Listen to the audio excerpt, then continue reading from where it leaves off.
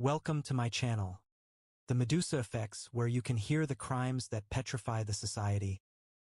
Maple Hollow wasn't the kind of place where people disappeared. The town sat between whispering pines and frostbitten hills, its streets lit by old iron lamps that glowed the same dull amber they'd cast for decades. Everyone knew the mailman by name. Everyone waved when passing the sheriff. And every single soul, trusted Nurse Claire Donovan. To strangers, she was the soft voice in the emergency room, the steady hands wrapping bandages, the tired smile pushing through double shifts. To Maple Hollow, she was the kind of woman you called when your grandmother fell or when your kid had a fever. She volunteered at church clinics, bought groceries for the old and lonely, and never complained about the long nights. But on July 14, 2019, the woman who cared for everyone else walked out of the hospital for the last time, and no one knew they'd already seen her final smile. Rain clung to the pavement like a second skin as Claire pushed open the back doors of Maple Hollow General. The cameras outside caught her every step. White sneakers, dark scrubs, hair tied back in a messy knot. A hospital badge swung lazily at her hip. She paused just before the lot, tugging her phone from her pocket. Her sister, Nora Donovan, would later confirm the final text at 8:47 p.m. Finally done. Can't wait to crash. Talk tomorrow. There would be no tomorrow. Security footage showed her walking toward her silver Subaru Outback, keys in one hand, exhaustion in every stride. She opened the door slowly, as if even that movement cost her the last of her energy. She never looked over her shoulder. Maple Hollow was safe until it wasn't. By 10 a.m. the next morning, the unease had started to spread.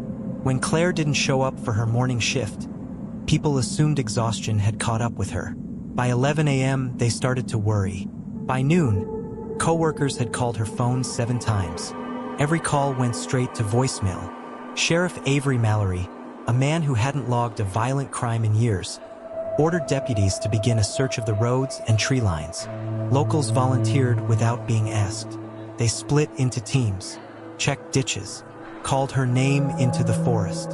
No Subaru, no tire tracks, no trace. Maple Hollow's silence became an omen. Then came the first crack in the illusion. A deputy reviewing surveillance feeds spotted something strange. Claire's Subaru at a gas station 20 miles east, timestamped 2 hours after she left the hospital. But Claire wasn't alone. The footage showed the car idling near the pumps. Then, at 10:15 p.m., a figure in a dark hoodie opened the passenger door and climbed in. No face visible, no dialogue heard, but the body language was unmistakable. They argued. The figure moved sharply. Claire's silhouette leaned away. Then, after 9 seconds of tension suspended in grainy black and white, the Subaru rolled forward and vanished into the night. That was the moment the town's heartbeat changed. There would be no talk of accidents now. No easy explanations. Someone had been waiting for her, and someone knew exactly where she'd be. The police put out a quiet alert. Not an Amber Alert. Not a statewide manhunt. Just a missing person case with concerning circumstances. Maple Hollow had never needed more than that before. But as the hours bled into the next day, something else emerged. Something that made even her closest friends question if they'd ever really known the woman they trusted with their lives. Detectives obtained her bank records. What they found made no sense. Over the previous 3 weeks, Claire had withdrawn nearly $8,000 in cash. Always in small, careful increments. Never from the same ATM twice. Never at predictable times. Her co-workers had noticed subtle changes too. Claire, dependable, gentle Claire, had started stepping outside for hushed calls during breaks. Her eyes sometimes looked red. Not from fatigue, but from emotion. She brushed it off every time someone asked. "Just mom's health stuff again," she'd said to one nurse. "Insurance headaches," she'd told another. No one pressed. Why would they? The first theory to fall apart was randomness. Maple Hollow wasn't a city where predators hunted in the dark. This wasn't chance. This was deliberate and personal. Authorities dug deeper, retraced her GPS history. What they uncovered was worse than fear. It was betrayal wearing a familiar face. 2 nights prior to her disappearance, the Subaru had been tracked along an isolated forest road in the Green Mountain National Forest, an area known mostly to hunters and loners. The coordinates led to a weather-beaten cabin hidden behind acres of spruce and hemlock. The deed? Registered under a fake name. A ranger guided investigators there at dawn. The cabin sat in silence, roof sagging with moss, a porch swallowed in vines. The windows were dusty but intact. The door wasn't locked. Inside, officers found a folded wool blanket on the floor, 2 half-cleaned wine glasses in the sink, a scattering of pine needles near the door fresh, and on the warped wooden floor, Claire's hospital ID badge, lying face down. There was no blood, no sign of a struggle, but the air still remembered someone. Fingerprints off the wine glass, the table, and the badge came back to one man. Caleb Harris, a married anesthetist who had worked temporary shifts at the hospital earlier that spring. When questioned at his home in Rutland, Vermont, Caleb denied everything. "I haven't seen her in months," he said. "I barely spoke to her even when we worked together." But technology didn't care about lies. Cell tower logs placed his phone in Maple Hollow on the exact night Claire disappeared. He was arrested for questioning. The town exhaled, finally believing the nightmare was solvable. But the nightmare had only just begun. 2 weeks after Claire vanished, with Caleb in custody and half the town praying for a miracle, 2 backpackers cutting through an unofficial trail near the cabin stumbled across something shallow, something wrong. A mound of disturbed soil, a strand of brown hair tangled in the roots nearby, a shape too human to be coincidence. Claire Donovan had not disappeared. She had been buried. The autopsy was quiet, clinical, and brutal. Cause of death: blunt force trauma to the skull. Timeline: the night she vanished. Defensive wounds, yes. Struggle, evident. Then came the second shatter, the twist that jarred the coffin lid open on the truth. DNA collected from beneath Claire's fingernails did not match Caleb Harris. It matched her fiancé, Ethan Brooks, the man who'd been organizing search parties, the man who'd cried on local news cameras, begging for answers, the man who said, "Claire was my whole world." People said the air went cold when Sheriff Mallory knocked on his door. The news didn't break like a headline. It leaked like poison. When Ethan Brooks was brought into the station for follow-up questioning, people assumed it was routine. The fiancé was always on the checklist. But when he didn't walk back out, when his truck stayed parked by the courthouse steps for hours after dark, Maple Hollow felt something shift. By the time the truth reached the local diners and gas pumps, the town didn't know what to believe anymore. The monster they feared wasn't a stranger in the woods. He'd been eating dinner with them, hugging neighbors, handing out flyers printed with Claire's face. But before Ethan spoke, before the confession crashed through the case, detectives had to peel back everything that led to that grave in the forest, and everything Claire had been hiding long before her last breath. Claire Donovan's life looked painfully simple from the outside. Rotating shifts, Sunday calls to her sister, wedding plans with Ethan, nervous laughter when people asked about dates. But her phone records told a different story.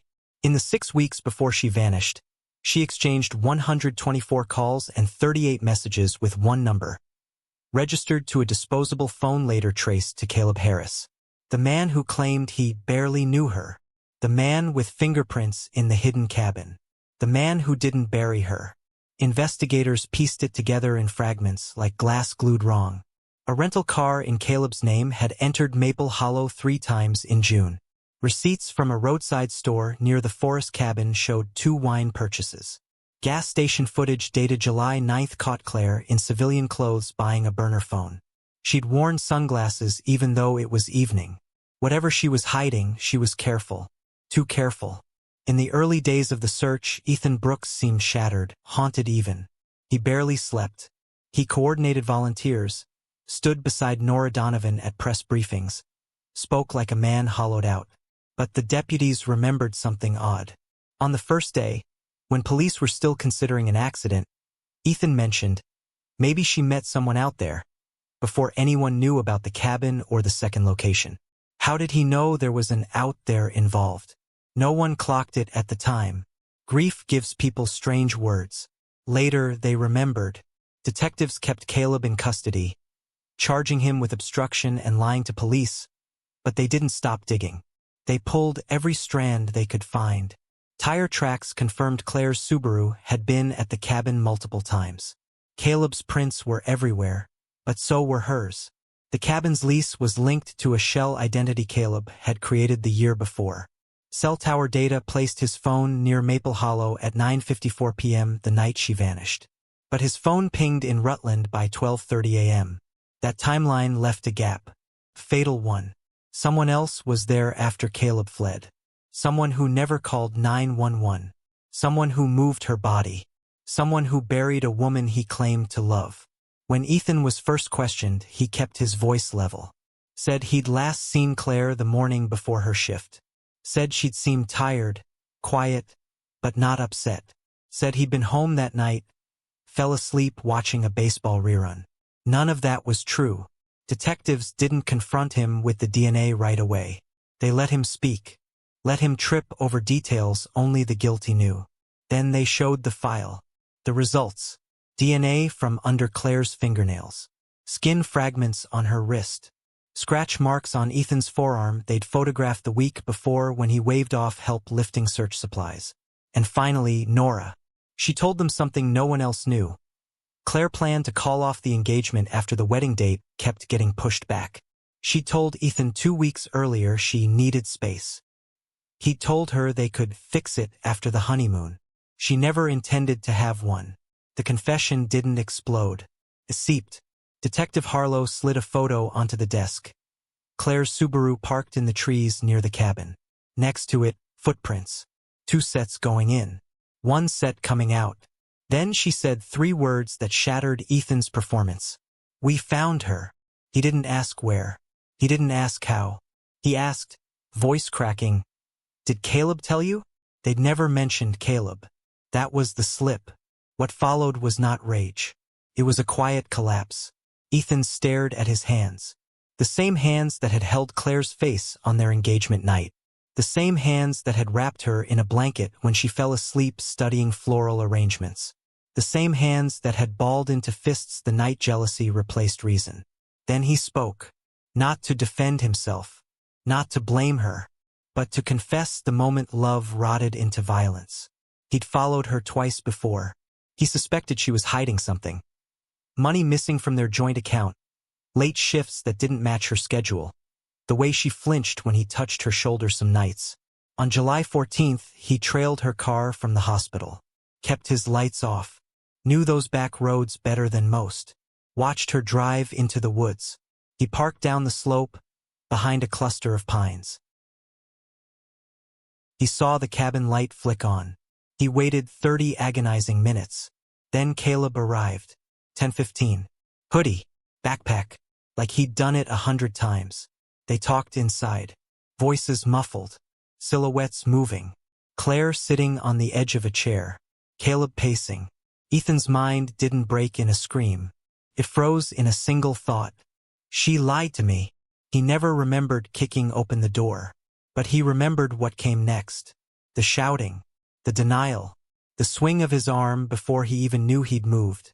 The lantern by the nightstand was metal. Heavy. Unforgiving. 1 hit. The crack was louder than her scream. When she hit the floor, she was still breathing. He said her name. He said, Claire, get up. As if she'd just tripped. As if a kiss could fix it. Caleb backed into the wall, whispering, Oh God, oh God, oh God. Before bolting out the door, he didn't look back. He wouldn't return. Blood pooled slowly in the grain of the floorboards. Claire tried to speak. Blood in her hair. Tears in her eyes. Then she stopped. And Ethan made the choice that damned him forever. He didn't call 911. He didn't drive to the police. He dug. With his own hands at first. Then a shovel by the shed. The ground was too dry. Roots resisted. The night was black and breathless. By sunrise, she was beneath the forest floor, wrapped in the same blanket that once warmed her shoulders by their fireplace. He drove home with her dirt under his nails, and told no one. Caleb Harris was released on bail pending obstruction charges. He looked more ghost than man walking out of the station. His wife filed for divorce within days. His medical license was suspended. Reporters parked outside his house until he vanished from town. Ethan Brooks was charged with second-degree murder. The prosecution angled for first-degree, but the jury believed it was rage, not planning, that swung the lantern. He received 25 years in prison. But the damage reached further than the sentence. Claire's sister stopped speaking for 3 months. The hospital held candlelight vigils every July. Patients still ask which room she used to work in. Some nurses refused to walk past it alone at night. And Maple Hollow, the town that trusted its own so blindly, learned that danger doesn't always break down the door. Sometimes it shares your pillow. The grave was shallow, but the damage it revealed ran deeper than roots. When they pulled Claire Donovan from the earth, Maple Hollow didn't just uncover a body. They unearthed a truth the town wasn't built to handle. For a while, people tried to pretend it was over once Ethan Brooks was in cuffs. But evil doesn't always end with a conviction. Sometimes it lingers, like breath on a cold mirror, seen only when you're forced to look closely. The courtroom smelled like pine cleaner and old fear. Wooden benches crammed with neighbors, nurses, old men from the hardware store, high school teachers, church volunteers. Half the people in that room had eaten at the same potlucks as Ethan. Some had laughed with him. A few had hugged him after Claire vanished. They watched him shuffle in wearing shackles. He looked thinner, hair uncombed, eyes hollow as an attic window. A man aging in reverse, becoming something less than human with each passing hour. 2 details from the trial etched themselves into the memory of every person present. First, when prosecutors showed the bloody lantern, someone in the back whispered Claire's name like a prayer. Second, when Ethan's attorney asked him if he still loved her, his voice cracked as he whispered, "I don't know what I am without her." He didn't cry for the act. He cried for the loss of the thing he destroyed. The jury took 6 hours to deliver the verdict. Guilty of second-degree murder. 25 years. No parole until year 18. As he was let out, people expected him to fight, scream, or beg. He just looked at Claire's sister, Nora, and mouthed, "I'm sorry." She didn't blink, didn't nod, didn't cry. She just stared at him like he was already dead. Caleb left before the leaves turned that fall. He didn't wait for sentencing on the obstruction charges. His lawyer cut a deal: probation, fines, no jail time. The town didn't celebrate it. They didn't forgive him either. People said he should have called for help. Others whispered he ran because he feared killing Claire himself. No one knew what was true, but they all agreed on one thing. He shared wine with a doomed woman in a secret cabin, and she never made it home again. His house was sold by winter. His name scraped off the mailbox. His family packed in silence and left town before dawn. But sometimes, drivers on the forestry road swear they've seen a man standing at the tree line long after midnight, just watching the cabin, hands buried in his pockets, face unreadable in the dark. Whether it's guilt or grief or hallucination, no one gets close enough to find out. Every July, the hospital steps glow with candles, one for each year since she vanished. The staff place them in a line along the concrete, their flames bending in the wind like bowed heads. Someone always leaves lilies by the emergency entrance. Someone always hangs her badge on the railing. Someone always whispers, "We're sorry." And Nora, she comes only once at dawn. Never stays long. Some say she brings a note and buries it at the base of the maple tree near the parking lot where Claire sent her last text. No one asks her what she writes. No one needs to. Night workers at Maple Hollow General swear by an unspoken rule. Don't look too long at the third-floor corner window after 2 a.m. Because sometimes, when the hall lights are off and the world outside is nothing but fog and memory, you see it. A flicker, just for a moment, like someone moving inside a room that hasn't been used since the day Claire Donovan left it behind. One nurse, fresh out of school, laughed at the rumor, said ghosts were for tourists and bored children. Then, one night on the late shift, she saw it. A silhouette, slim, still, familiar, a soft glow behind it, like a candle held in cupped hands. She blinked. Gone. She handed in her shift change papers the next morning and requested reassignment to the clinic across town. She said hospitals were too loud with the dead. Ethan's mother gave Claire's engagement ring to Nora after the trial. Yellow gold band. Diamonds set low. Modest. The kind that came with promises, not price tags. Nora keeps it in a small carved box by her bedside. Some nights, she opens it and just stares at the ring nestled in velvet. Not because she wants it back. Because she hates that something meant for love became a relic of violence. She once said to Pastor Thorne, "He didn't hate her. That's what makes it worse." The pastor didn't know how to answer. Some sins don't need the devil. Some just need a heartbeat and jealousy. Before Claire died, Maple Hollow had one locksmith. His work came mostly from lost keys, not fear. A year later, he hired 2 apprentices. People installed cameras, deadbolts, motion lights. Dogs were adopted. Porch lights left on. Curtains closed at dusk. It wasn't the murder that scared them most. It was realizing a person could smile with you in the morning and bury you at night. That kind of betrayal doesn't vanish when the sentence is read.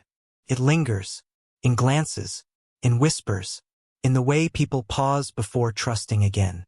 Kids in Maple Hollow don't play hide and seek near the pines anymore. They talk about the cabin like it's a living thing. They say if you walk far enough into the woods and stay very still, you can hear pounding, soft, frantic, muffled by dirt. They dare each other to go near the old well by the cabin.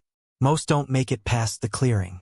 One boy claimed he saw a woman standing by the tree line at dusk. Hair loose, eyes hollow, wearing hospital scrubs dirted at the knees.